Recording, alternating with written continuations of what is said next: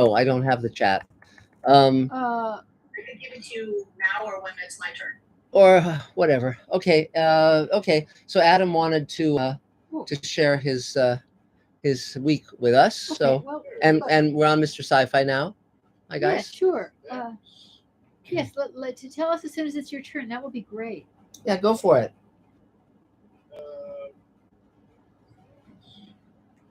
There it is. Okay. Yeah.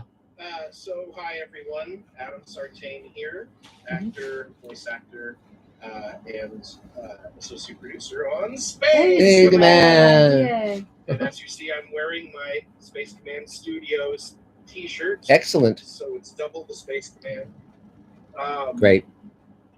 I had a pretty hard week. Oh dear. Actually, because on Friday I had discovered something devastating, which is I told everyone, and I sent an email about a musical I would sing. Yeah.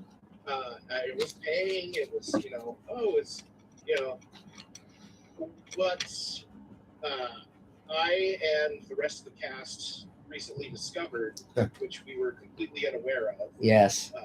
Is that the writer and producer of the musical was a major white supremacist. Oh no. Oh my God. And apparently they wanted to use the musical as a recruitment tool for white nationalists. Wow. Oh no. Well. Yeah. So. Yeah. Holy cow. Needless to say, I will not be continuing with this show, and neither will the director or any of the cast. Wow. Jesus. In fact, as we speak, the director and one of the cast members are meeting with the writer / star of the show and confronting her. She apparently did everything under a false name. Wow.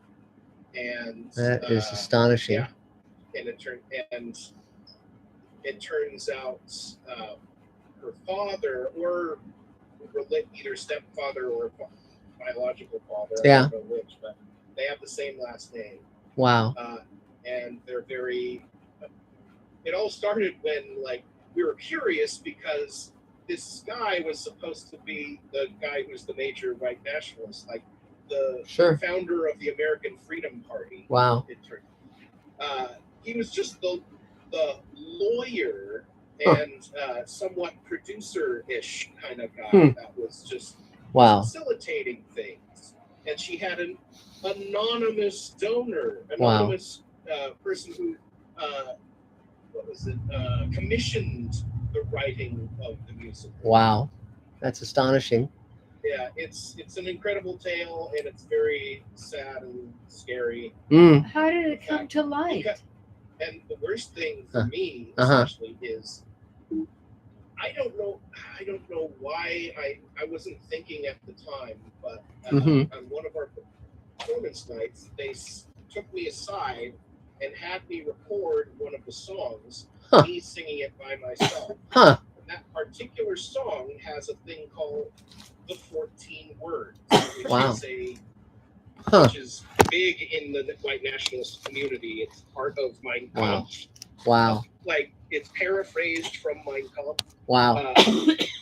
And I had no idea what it was. I was like, these lyrics are weird, but okay. And now there's apparently a video of me in a MAGA hat. Wow. Oh no. Singing these words. Wow. So my main concern, and the director and fellow cast members are working on talking with the ACLU to see if we can get out of our contracts. Yes. Say, no, I do not approve of any use of this. Yes. Wow. Wow. Well, that's certainly a tale. Yeah. Jesus. Yeah. So much.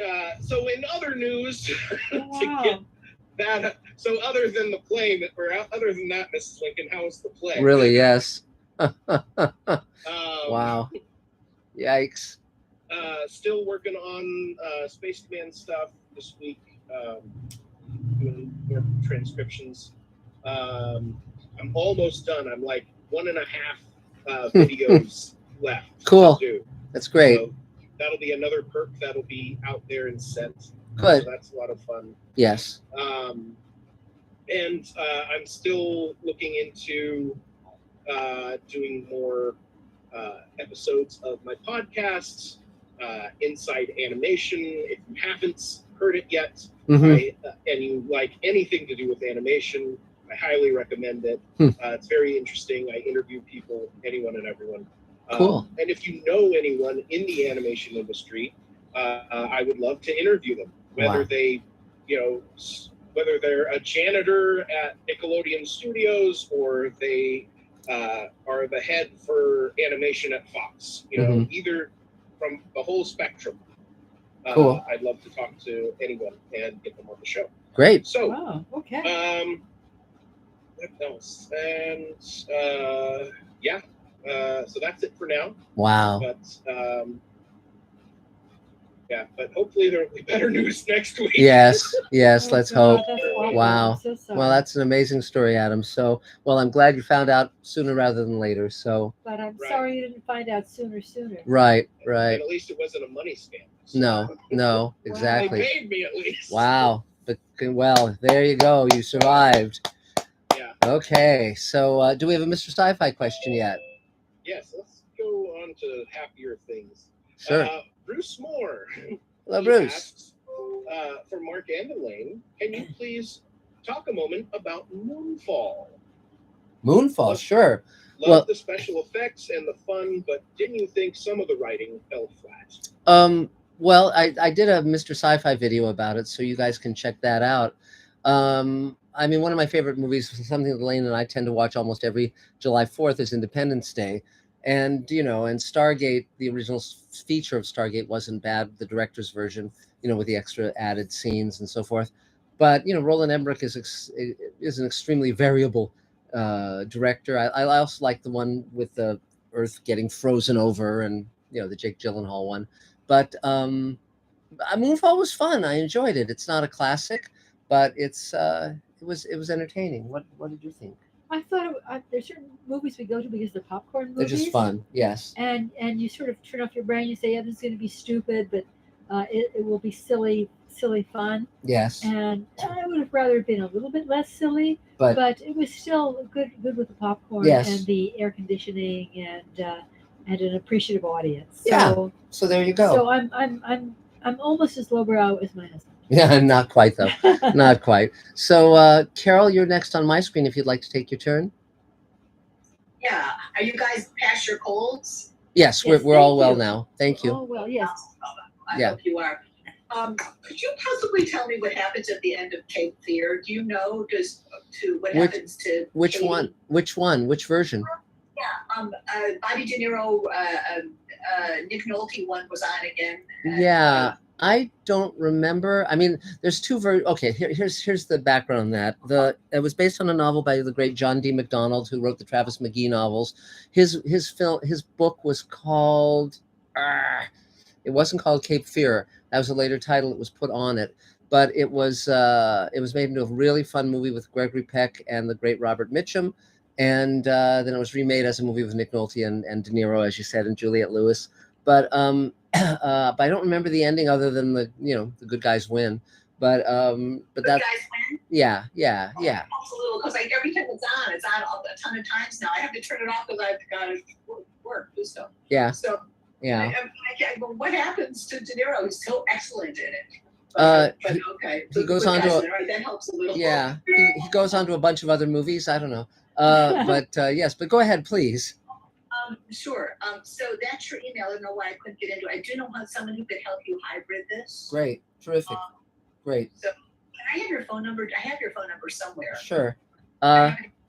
It's actually, I think, Adam, you can put my phone number in the chat text to Carol. Yeah. You bet. That would be great. And sure. His name is Brian. He's great. Great. Terrific. Okay. I won't be showing up in person yet because. Right. I watched the Tonys the other night. They were like the best show of the year. They were fantastic. Great. The dancing is finally safe on Broadway. It was so unsafe for so long. Yes. There were dancers into acrobatic stuff. Wow. And they're not the acrobatics or the acrobat, the dancers. It was so wonderful to see, but I was very sad because the next day Hugh Jackman had to close Music Man because Hugh Jackman got COVID again. Oh no. Oh no. Yeah. Well, shit. Every time I want to step a toe out, something else, some source says to me, "Not yet." Yeah. Well, there you go. There you go. But any other questions? Anything else? Yeah. One of the stage readings I was in, one of the guys, I was told Monday, one of the guys said to the writer, "Bring Carol Field back." And she said, "Why?" And he said, "Because she brings props." That's fun. I would have started a flower and a cigarette. That's very funny. That's great. Huh. To each his own. Yes. There you go. I think that's all. I'll get your phone number to give you his. Cool. And God bless you all. That's all. Thank you. 3 cheers. So is there another Mr. Sci-Fi question, Adam? Yes. Our next question is another Bruce Moore question.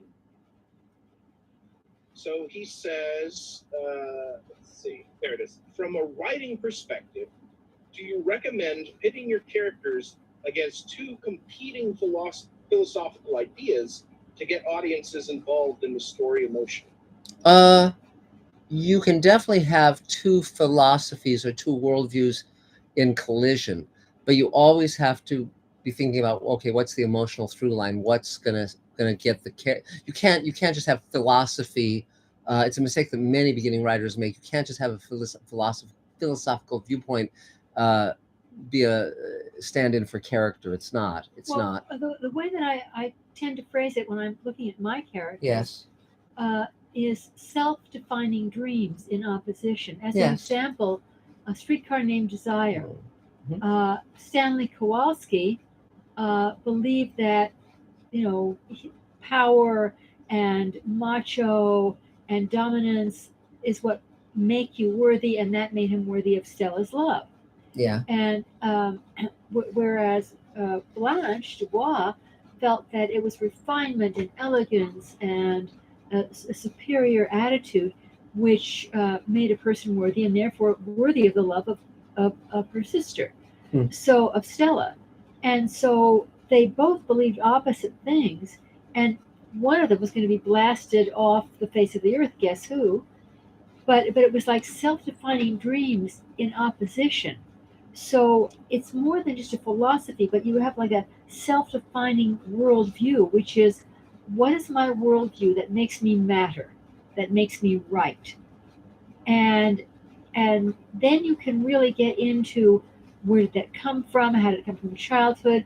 Where does it seem to make sense? Where is it pure emotional armor?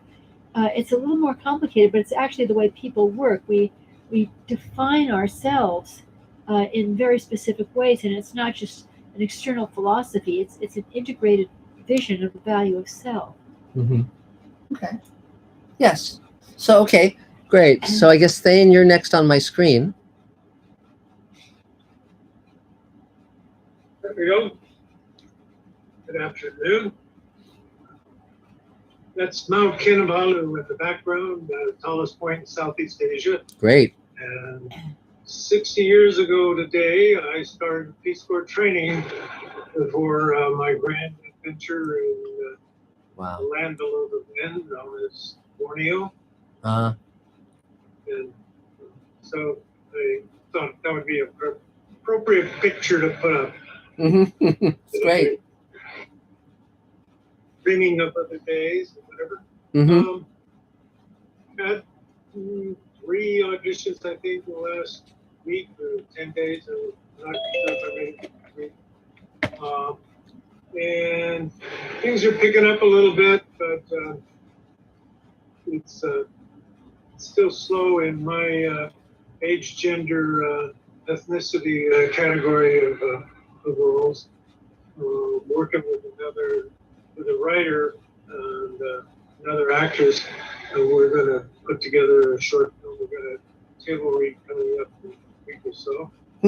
Great. How is your one-man show coming? July 20th, I'm going to do a Zoom table read. Oh, great. And in my mind, it's basically done, but every time you read it, you see something that says, oh, why do I have a atlas rather than an atlas? Mm-hmm. Things like that pop up. And I've been struggling with the narrator dad who tends to address the audience versus the dad, my character, distinction. So a couple of places where it really is narrator dad speaking, I have to break that out. And so catching things like that are the challenge. Saw a very good one-woman show on Sunday. We're in Hollywood. Very tight restriction. It's part of the Fringe Festival. Very tight restrictions on entrance. You have to show your vaccination card, wear a mask, and didn't overflow the theater. And her show is about I can't remember the full title, but of an ungrateful daddy's girl. And she talks about the relationship between her and her dad and so on. My show is about raising kids, mostly about my experience raising sons. Mm-hmm. It was interesting to hear the child viewpoint of the dad relationship versus, in my case, the dad viewpoint of the relationship with the child. That's what we're doing. Keeping on. Okay. Well, great. So, anything else, Thane? Nope. What about you? Okay. Yay! 3 cheers. So, Adam, is there another Mr. Sci-Fi question? Yes. We have, I think, a new commenter, Dan Hodowin. Great. Hi, Dan. He wants to know, when are you going to be on Coast to Coast again? I'll have to give those shows. Yeah, I'll have to give those guys a call. It's just been so busy with shooting Space Command and so forth, and getting the Showrunners Network, going, that I haven't been on the show on Coast to Coast lately. But I'll call those guys and I'll be on sometime soon. And it's always fun. It's always like doing a jazz improvisation between me and George Norrie, because we go so far afield in terms of what we talk about. It can be anything, and in terms of TV, movies, life, anything. And so it's really, it takes a lot of concentration, but it's fun. He's a wonderful interviewer, especially at that hour. Yes, I'm not a night owl, so being on from 10 to midnight is always a bit of an adventure. So let's see. So now I guess, Thomas, you're next on my screen if you want to take your turn and so forth. I just want to say hello to everyone, and this is my third week joining the group, and I'm finally on the table list. Great. I'm going to put an advertisement, if you will, about my family adventure project that I'm working on, and see if we can get some synergy or a possible co-producer. Mm-hmm. And I just plan on showing up every week and networking and making some new friends out there in Los Angeles. Cool. That's great. I do have a question, because you're all sci-fi. We got the sci-fi question. Sure. What did you think of the original Philadelphia Experiment? I don't think I've seen all of that movie. I've seen some of it. I think it's not real, personally. I think, there's a lot of, sort of urban myths on a whole variety of subjects that we could go into. I just read a book about the government's experiences with testing psychics and all of that, and that was, sort of a train wreck. Yeah, so that's sort of my thought. So anything else you need, Thomas? Any other questions? No, that's it. That's about it. Just nice seeing everyone. Cool. Thank you for having me. Great. Well, 3 cheers. Now, as it was mentioned early on, we're probably going to be meeting at a restaurant next week, but we will have an internet component, a Zoom component. So we'll announce that as we get closer to it. Because I'm in Philadelphia, where the Philadelphia Experiment was. Well, there you go. Yeah. Well, it's Actually, it was Norfolk, but it was Sure. Philadelphia. And my retired business partner actually was the producer of the Philadelphia Experiment. Doug Curtis. That's why That's fun. Well, I mean, it's a lot of fun to imagine these stories as being, true. And I love, speculating on those things. But one just has to be careful now because so many people are taken in by all sorts of nonsense, and you just have to really be very rigorous. Well, that's but yeah. why I love The Amazing Randy. Yes, he's a magician who would debunk a lot of pseudoscience and so forth. So great, but good to see you. 3 cheers. Yay. So, Adam, is there another Mr. Sci-Fi question? Yes, our next question is a Scott Baker question. Hello, Scott. He says, when Spock mind melds with Bones at the end of Wrath of Khan, he says, remember. Yes. Now, was he saying, remember that you have my Katra with you, or was that the prompt to open his mind? I think it was the prompt to open his mind. It was the idea of that was the beginning of that process, because obviously it screwed a lot with McCoy's personality and mind. But yeah, so there you go. That's my 2 cents on it. Michelle, I see you on my screen, so go for it. Hello. Hello. I think everybody pretty much knows me. Let's see. The news, the current news is that I would have been released by the agent that didn't seem to do anything for me. Okay. So I'm being unrepresented except by myself. Okay. Hi, I'm me. Hire me. This left me in a funk, which I assume I will crawl out of. It is a deep, dark funk at the moment, and I'm waiting to come back out of that. I've been doing some background stuff, which is background stuff. Can I tell you? I don't know if I had mentioned it, but I was worked last week or the week before. I don't remember which was on a film called Unfrosted. Which is Jerry Seinfeld directing and writing. Wow. And it is the story of the origin of Pop-Tarts. We're going to assume that this is funny. There were guys walking around in lab coats which said Kellogg on them. And the scene I was involved in was a scene where Seinfeld, who I guess is the guy who's supposed to have invented it, there was very little information on it, but he was supposed to be, it was 1963, and he was being interviewed on Johnny Carson, and they had a guy who didn't really look like Carson, and I had to remember that Carson used to have dark hair. He may not have looked like Carson, but boy, howdy, did he ever sound like it. Right on the mark. Wow.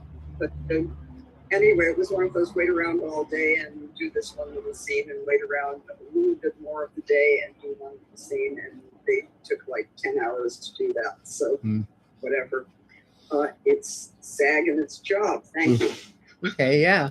So is there anything else you need or any other questions you have? Have you ever considered putting together a one-person show? I have considered it and decided that is not the thing that I would want to do. Right. Okay. It has been suggested to me before, and I would feel silly and pretentious. Yes, well, but you could use the title I came up with some time ago, which was Me, Myself, and Moi. I happen to particularly like. I've seen, I really like one-person shows. I mean, some of them that I've seen have been really, really delightful, and it never struck me as egoistic any more than a writer. Writer's play. We're basically sharing experience and having connecting. Never had a handle on anything to do with that. Sure. No, that's fine. I mean, it's not one size fits all. Comes out of me when I'm talking about that sort of thing is black and cynical, and nobody wants to see. Nobody wants to see it. I don't want to hear it. Right? Okay. No, absolutely. But but again, I mean, this speaks again to the journey for all of us, which is one of reinvention and ignition of our creative passions. I mean, it's an ongoing journey, you know, and I mean, that's just what life does. And you know, it's fascinating. I mean, one of the reasons I wrote Greenlighting Yourself was because something that's always been of great interest to me is with my most successful friends to say to them, what did you do when everything fell apart? How did you recover? And it's fascinating because they all have stories of that happening. I mean, you know, it's you know, no, you know, and that's really where you learn a lot of tools and a lot of skills, you know. I didn't. Well, the book's on Amazon, so so By the way, now I'm definitely going to write a one man show called Silly and Pretentious. yes, that's true. That's true. That's true. It's a good title. Yes, yes. Used. Mhm. Well, it was very odd because it wasn't a one person show, but I wrote a little one actor years and years and years ago.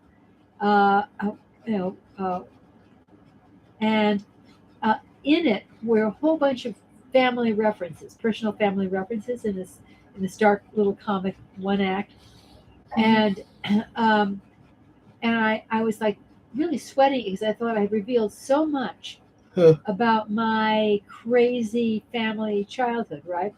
So the kind of comments I got afterwards were, "My gosh, it's as though you were looking through my window." Yeah, people saw it as their life, not They her did. life. Yeah.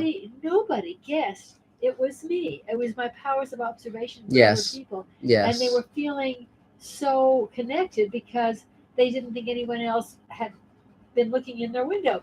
And so I thought, okay, you can get away with anything. So I became more bold about sharing experience, slightly disguised, Mhm. where I wouldn't seem like, you know, a moron. And so it, Sure. you know, it was surprising. It was a big thing of relief for me, but nobody ever Cool. guessed it was me. Oh, that's great. So I think nothing against doing a one person show. If somebody wrote something and I was going to act it, Yes. Okay. to my saying, "Oh, this Right. things from life that I'm writing." I'm not a writer. Yes. No, that's fine. You know, I mean, it's interesting. There was that period a few decades ago where one man shows of famous historical characters was the thing. You know, Hal Holbrook and Mark Twain Tonight, and James Whitmore and Give 'Em Hell Harry, and and so forth. You know, that seems to have gone a little bit out of vogue. I think somebody did Emily Dickinson. I'm Yes. not sure. Yes, Yeah. somebody did. Yeah. And you know, but again, you don't see those nearly as much nowadays. But you know, I mean, so anything else, Michelle? Okay. No, but don't give up. Do not give up. No. I mean, go ahead. I said I don't know how to give up. Good. There you go. Good. Okay. Yay. Yay. Years ago. Well, yeah, but that's great. And you know, it's one thing you might actually do is write down what you want to have happen and the actions you might take that can help make that happen. It's there's a lot of ways of thinking outside the box, and And right you know. across the top of the page, at least I wasn't hired by white supremacists. Well, I was thinking, Adam, if you were going to do it. Did you hear Adam's story? No, Adam Oh. Adam found himself in a white supremacist play, which he just had to extricate himself from. And but that would be, Adam, if you're gonna do a one man show, you should call it White Power ... Trip. White Power Trip. Yes, you should hear poor fellow. He and a bunch of people were in a musical, and then it was revealed that it was put on by white supremacists. We recently discovered, after like a month of performances, we discovered. Yeah. Wow, there you go. There you On go. a whim, we looked up this guy who was the lawyer, and it turns out he's a major. And the girl who wrote it and starred in it, she was his daughter. Mm-hmm. Wow. Or is his daughter. Yeah. Wow. Jesus. Yeah. Okay. So anything else, Michelle? No, thanks. I'll just go back to watching the hearings tomorrow. Yeah. And, you know, wondering how we're going to keep going. Yeah, well, yeah, exactly. But 3 cheers. Yay. Excellent. So, Adam, is there another Mr. Sci-Fi question? Yes. And so remember, guys, it could always be worse. Yes. Yes. Thomas, you said in the chat you wanted to get the green lighting book, so I put the link in the chat. Great. For you. Great. So our next question is by Gregory Krug. Hello, Greg. And he says, has there been any serious talk about a Twilight Zone or Rod Serling museum? Yes, interestingly enough, when I was in Binghamton, Rod's hometown, I saw his childhood home, which is still essentially as he had it when he was a kid, and it would only cost about $250,000 to buy. They're also talking about sort of building a Rod Serling museum. So, we'll see if that comes to fruition. God knows there should be one. But we'll see. But it was very much fun, really great fun to be in his hometown, which I'd never been in before. I'm going back there in August for the next Serling Fest, which should be fun, really fun. So let's see. So next is Akira. You're next on my screen. Hello. Yeah, this is Akira. How are you? Good. Yeah, so I finished my last online lesson today, and now I'm free. Good. Yes. I'm film composer and also guitarist and Japanese language instructor. Yeah, and what I'm doing is writing a couple of songs for the indie film and library music working on, and also I'm working on some collaboration with the singer-songwriter, some singer-songwriters, for the vocal, like pop vocal music, one song released a couple of weeks ago. It's moving very well in Australia and radio chart, and some it is top charted in some certain radio show, and hopefully it will happen something. Just waiting. And I'm open for any opportunity. I'm saying I'm horror and suspense kind of film composer, but I never say no. Okay. Some, film director loves my music. I love to do that for everyone. Cool. Yeah, that's me. Yeah. Okay. Well, good to see you as always. Is it hard to hear out in teaching? If you teach Japanese, it's a much more subtle language than English. Do you run into problems with that? I was just curious. With teaching Americans? For teaching non-Japanese, like Americans. The subtleties? I know there's a lot more. So for teaching Japanese for the Americans? Mm-hmm.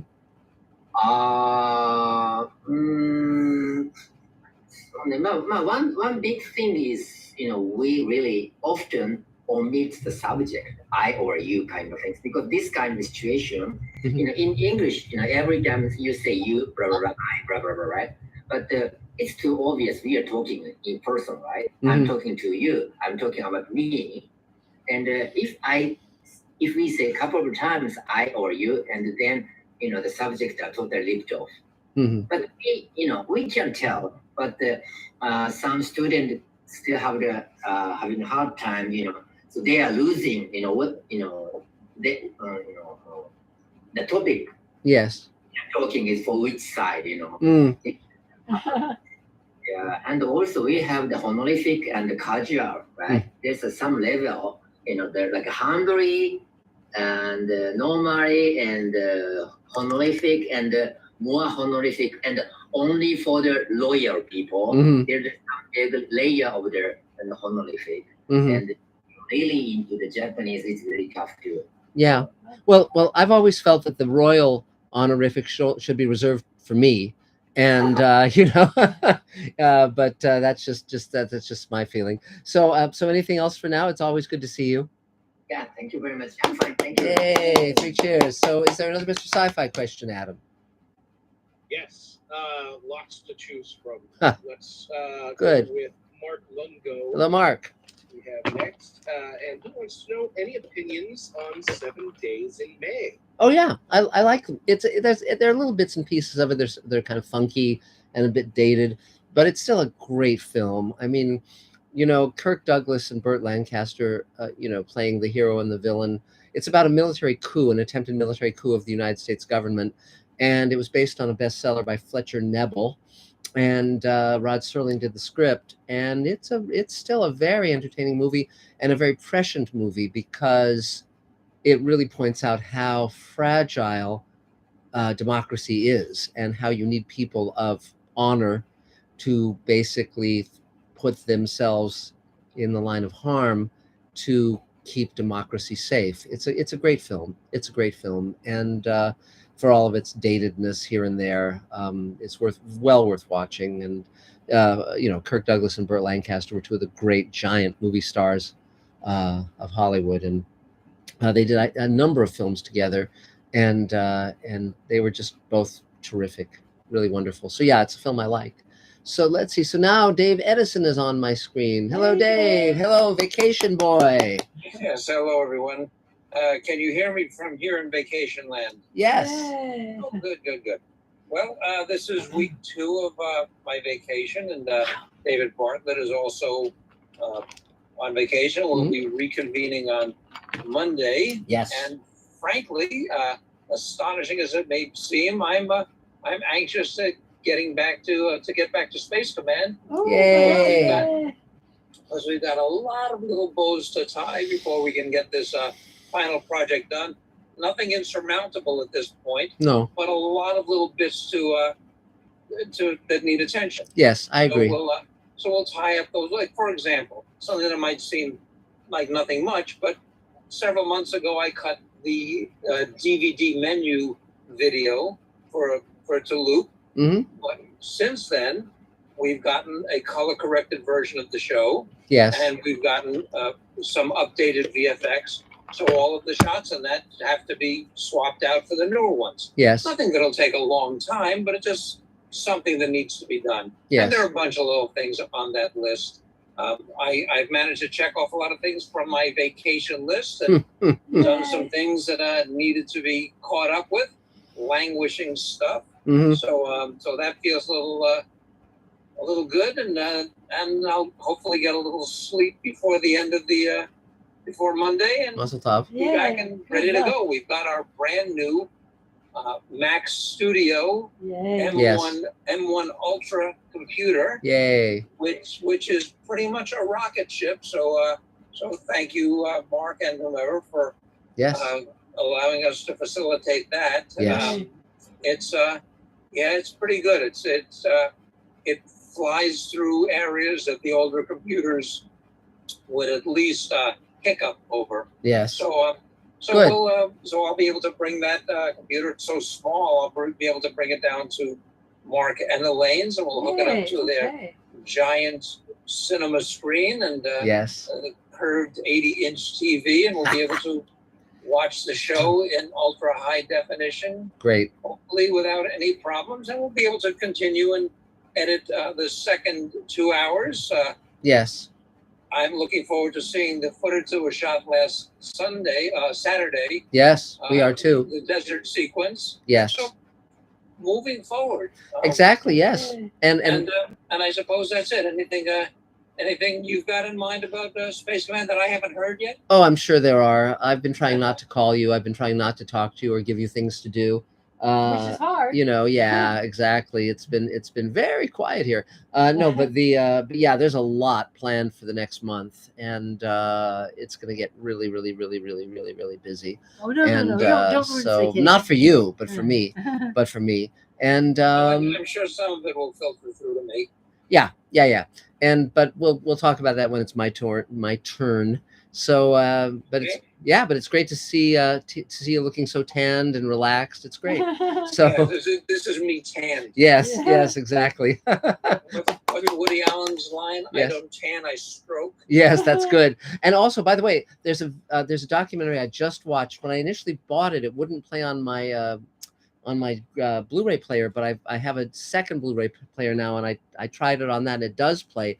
It's a wonderful documentary. It's called Beast Wishes, and it's about Bob Burns, who's one of the great science fiction prop collectors. He owns the Time Machine, all sorts of stuff, and he's an incredible guy. Both he and his wife are wonderful people, and I highly recommend it. You can get it for I think like $2.99 on Amazon Prime or something. You don't have to buy the DVD.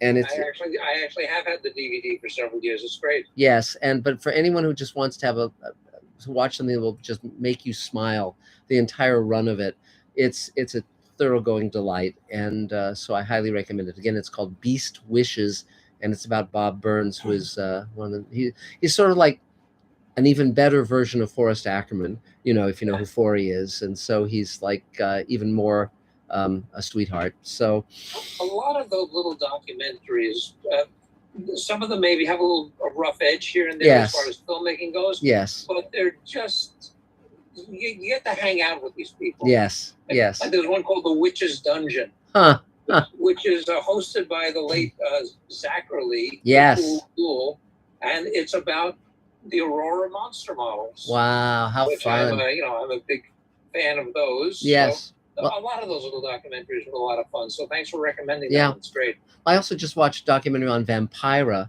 who was the precursor of, Elvira and a lot of those kind of characters. She was very influenced by the Charles Addams cartoons of Morticia Addams. Before the Addams Family was a TV show, she was a horror host here in Los Angeles in the 50s, and there's a couple of documentaries on her. Very interesting stuff. Very, very interesting. So great. But 3 cheers, Dave Edison. Yay, Dave is here. See you soon. See you soon. So is there another Mr. Sci-Fi question, Adam? Yes. Our next question is from Bob Rich. Hello, Bob.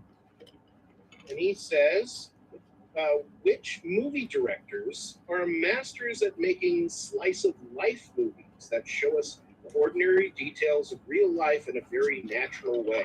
Their settings and behaviors are very believable. Well, Ingmar Bergman was one of the greats, of course. The one who did Boyhood, that director is very, very, very, very good. Whatever his name is. I don't know, other ones that you like? Well, it's interesting because he's a director, also a writer. Paul Simon. Simon? No, what's his name? Who? We're just watching the cop show now. Oh, David Simon. David Simon. Yes, but that's TV and cop-oriented kind of stuff. He did The Corner. He did The Wire. There's a new show he has on called We Own This City that we're just starting to watch. So you really believe the life of that. So there's a bunch of very naturalistic ones. And of course, early in his career, Paddy Chayefsky was known for writing very, human stories such as Marty, which is a classic, which is terrific. Sidney Lumet was very, very good. There's a batch of them. I mean, some of Truffaut's stuff is very, very good in that way. I wouldn't say Fellini simply because he has a broader style, but 8.5 is one of my favorite movies and very, very, very human. So that's, yeah. So there you go. And there's Judith Smiley. Hello, Judith. So what's the latest?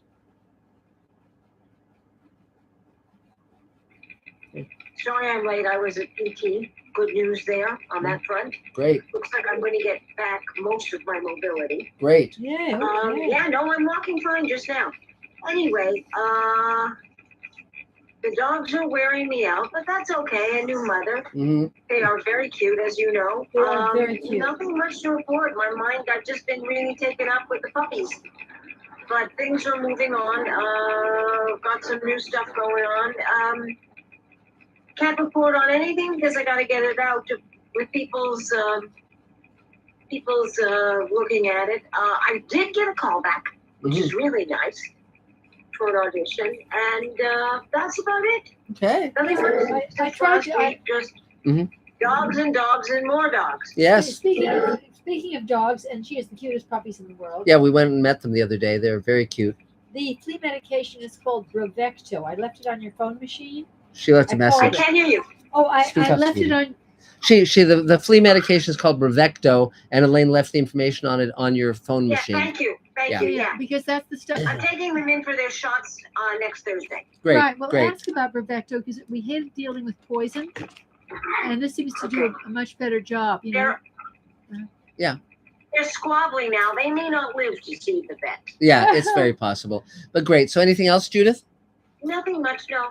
Okay. Yeah, good One to of see these you. outdoor, if we end up doing these outdoor table meetings, Yes. you can you can bring them along so that they get all the attention. Yes. And they will. I would love that. That would be great. That would be great. Yeah, they're corgis and they're so cute. Yeah, they're very cute. So great. Well, congratulations. They're just absolutely adorable. Yay. They love people. They can't get enough attention. Good. That's good. So that's good. But it was fun to meet them. So great. Thanks, Judith. Good seeing you. So is another. Nice seeing everybody. I miss everybody. Yep. By the way, I spoke to Howard today. Yes. Because I wanted to run by Denny's by him, but he said he's waiting for word from Panera. Okay, great. Okay. Great. Cool. Well, then we'll know soon. So great. 3 cheers. So Adam, is there another Mr. Sci-Fi question? Yes. Sure. There we go. Our next question is from Juan Suros. Okay. Hi, Juan. And he says, watching Timeless, he was impressed by how the in-show timeline changes all the time. No resets. Have you played around with this idea in your writing? Only in things I've pitched. I've written very little in terms of time travel because you get into such paradoxes and so forth. I mean, Space Command jumps between 5 generations of 4 families, and so we're dealing with a lot of different periods in these people's lives, and we actually covered the entire time frame in the bonus episode we did during the pandemic, Ripple Effect, which is on Mr. Sci-Fi, the 2-hour episode we did, which had pretty much all of our major cast in it, Barbara Bain and Mira Furlan, sadly lamented, and and Armin Shimmerman and Christina Moses, and on and on and on. But keeping track of that chronology as it evolves has been fun, very fun. But time travel, I mean, I've known some of the greatest writers of time travel stories. Ray Bradbury, of course, wrote, the Sound of Thunder, which is a great time travel story about going back to hunt dinosaurs and the repercussions of that. So, so I've known some guys who've really done it right, but that's about it for that. So now I guess it's Elaine. It's your turn, Elaine. Go for it. Take the world by storm. Yeah, well, mostly. Sit up and tell them. Yeah, go for it. Mostly, we've been exploiting other people's vacations to play catch up with all the work we haven't been doing. And so we've just been mostly playing catch up. And then we had a lovely desert shoot. Yes, on Saturday. On Saturday. For Space Command, yes. Space Command. And it was, because my DP really, really, really wanted to have production value. Yes. And everyone, it was a tiny group, but everyone was really, really good-natured about the fact that the sun was baking our brains. Well, it was 100 degrees. It was intense. It was intense. Yeah. But still, it was interesting to be out there. But it was fortunately a half-day shoot, and I can't imagine how everybody could have been so upbeat and pleasant in those temperatures. And I was too. I was also being upbeat and pleasant. But as the day wore on, I became more and more jellified and less and less able to think coherently. But still, I think we had a good shoot. I hope we did. So I guess that's the main news for today. Okay, 3 cheers, Elaine. So Adam, is there another Mr. Sci-Fi question? Oh, the heat. For once, I'm glad I wasn't invited. Yes, exactly. Absolutely. So our next question is another Bruce Moore question. Okay, Bruce. And so he wants to know, he says, I saw a Twilight Zone special on Amazon Prime of unproduced stories from Rod Serling. Were you involved in that? I'd have to see which one it was. There was one where they did 3 storylines that had not been produced during the reign of Twilight Zone. So it may have been that. I wasn't hands-on with that, but when they were promoting it, I think that's when I was on the Today Show with Carol Serling. But I'd have to see which one you're referring to. We'll see. But a show that I'm trying to get made now is Rod Serling's After Twilight, which is a lot of certain material by Serling that was never made or that hasn't been seen in 70 years, and that's going to be a lot of fun. So now I guess it's my turn. Yes. Okay. Yes. So a ton of stuff is happening. I just sat down and wrote what we're going to be doing the rest of the year, looking back at the previous, year and a half. We are finishing the first 2 hours of Space Command. We watched the second hour today with color correction and sound design and everything, and caught a few little glitches. A few lines fell out, interestingly enough. So I'll have to send you, Dave, the information on which lines are no longer in the cut. Right, that's not exactly my department, but I'll be able to supply them with the with the files most likely. Yes, and also we're busy at work on the third and fourth hours, not including the bonus 2-hour episode, but except for a very little piece of like on green screen stuff with Ethan McDowell that we have to shoot, just a couple lines. We've shot the entire framing story now, and we've shot all of the third hour of the show. And so now we're shooting the fourth hour, which is actually hour 6. We shot 6 hours of Space Command, and it's coming along. We're going to be shooting the first part of what we call the haunted house, the alien spaceship stuff, at the end of July, and will be coinciding with the premiere, the red carpet premiere at the Chinese theater that we're going to be doing. So we'll be announcing that very, very soon. We're just about to announce that we're selling shares. The previous shares in Space Command we sold, the people who bought those shares would get a portion of my producer's net profits for the first 4 episodes of Space Command. Now we're about to announce selling shares in the next 4 episodes. In other words, episodes 5 through 8 of the 12-hour season. So if anyone's interested in buying shares in Space Command at $7,500 each, now is the time to do it, because we sold out the available shares on the 200 shares on that first offering, and this will be the second offering, and it'll probably go very quickly. So meantime, we also hired a consultant to advise us about the launch of the crowdfunding campaign for the Showrunners Network, which is the 6th series we're going to be doing, and with the creators of Farscape and The Expanse and so forth. And it's, things are going well. I mean, things are going well. The Greenlighting Yourself book is now out. Every day is filled with excitement and adventure, and no complaints. I mean, it's just, everything's going great. Elaine's made notes on the next one after that, The Great Solar War. We're getting ready to shoot that as well. And then after that comes Empire. These are all 2-hour episodes of Space Command. And then after that comes Harvester, which ends the season. So, lots of adventures to come. Now, regarding no complaints, if you need any, don't hesitate to ask. Yes, thank you, Dave. Thank you. We'll keep that in mind. We have a little hammer that we can break the glass with. But meantime, it's there's a lot of science fiction shows out there. We saw the Jurassic Park movie, which we liked. It was fun to see, particularly Jeff Goldblum and Sam Neill, and the actress, whatever her name is, Laura Dern. Yes, Laura Dern. I just posted my my review of that, and For All Mankind is back with season 3, and the Orville is back with season 3, and Strange New Worlds is cooking along. So there's some good stuff to watch, but I'm very pleased that we're almost ready to share the first 2 hours of Space Command with everyone. I think we've actually pulled it off. I think it really works, and it's a very different flavor than the other science fiction shows that are around. So we're not an also-ran, which is great. I'm very, very glad that we've got our own voice and our own viewpoint and our own special quality. Our tone is really fun. So so that's the main stuff. Yeah. So I think we've come to the end of our little short evening tonight, but that's fine, because we have we're working hard on this end, and life is very, very exciting. If anyone wants to be part of Space Command, just reach out to Adam or David Bartlett or me, and we can absolutely make that happen. David's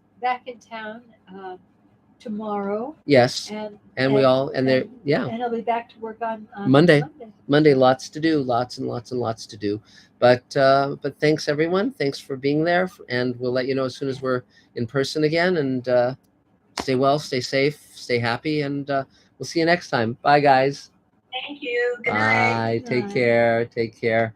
See you next time, guys. Bye.